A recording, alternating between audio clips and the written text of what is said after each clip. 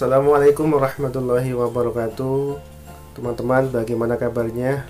Mudah-mudahan selalu sehat semuanya. Ya, kembali lagi bersama Kak Santo di sini. Insya Allah hari ini kita akan belajar masih di tematik di buku 6A, yaitu dengan pembahasan akan menentukan ide pokok di suatu paragraf. Namun sebelum kita memasuki materi ide pokok, menentukan ide pokok, kita akan belajar terlebih dahulu tentang paragraf. Karena nanti ide pokok itu terdapat pada suatu paragraf. Paragraf adalah rangkaian atau susunan dari beberapa kalimat yang terdiri dari ide pokok, gagasan utama, kalimat utama, dan kalimat penjelas. Nah, ciri-ciri dari paragraf adalah yang pertama biasanya didahului dengan penulisan kalimat yang menjorok ke dalam, kira-kira sekitar 5 ketukan. Setiap kalimat baru diawali dengan huruf besar, dan nanti di akhir paragraf diakhiri tanda titik. Yaitulah ciri-ciri dari paragraf. Nah, ide pokok atau gagasan utama merupakan suatu inti dari permasalahan suatu bacaan yang mempunyai tujuan atau yang dibahas dalam suatu cerita atau karangan. Ide pokok ini terdapat pada awal kalimat dan di akhir kalimat.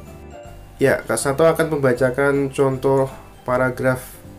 Nanti kita akan mencari atau menentukan ide pokoknya. Ini contoh paragrafnya.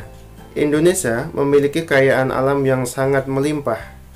Kekayaan alam tersebut terdiri dari kekayaan alam yang bersumber dari darat, laut, dan dari dalam perut bumi. Kekayaan alam yang bersumber dari darat misalnya hasil hutan, sedangkan kekayaan alam yang bersumber dari laut misalnya ikan, rumput laut, dan mutiara. Sementara kekayaan alam yang bersumber dari dalam perut bumi misalnya minyak bumi, batu bara, emas, timah, nikel, dan sebagainya. Ya, ini adalah contoh dari paragraf. Nah, kita lihat ciri-ciri paragraf adalah diawali dengan kata pertama atau kalimat pertama menjorok ke dalam. Nah, Indonesia memiliki kekayaan alam yang sangat melimpah. Nah, ini menjorok ke dalam, bisa dilihat.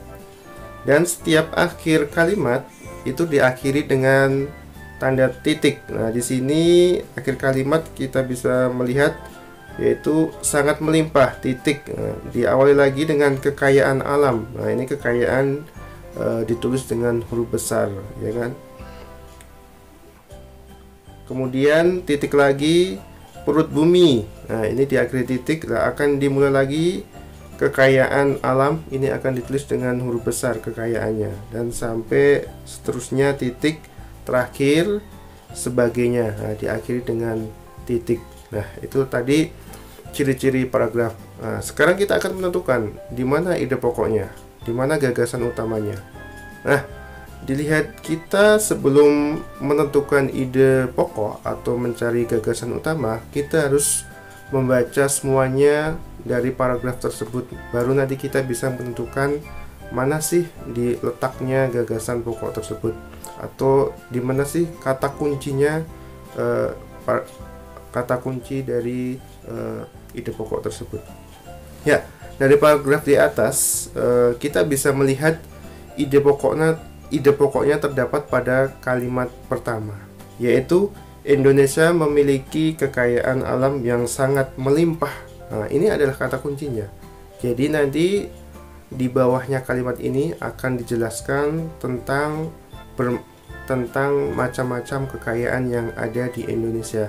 Itu disebut dengan nanti adalah kalimat penjelas. Ide pokok ini juga nanti bisa menentukan untuk mencari kalimat utama dan kalimat penjelas.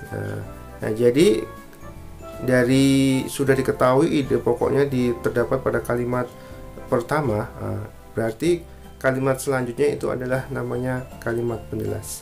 Ya, itu teman-teman, ya, yang dinamakan dengan ide pokok. Ya, sekali lagi berarti ide pokok atau gagasan utama adalah ide atau pokok permasalahan atau pembahasan yang ada di dalam suatu cerita atau karangan. Nah, itu dinamakan dengan ide pokok. Oke.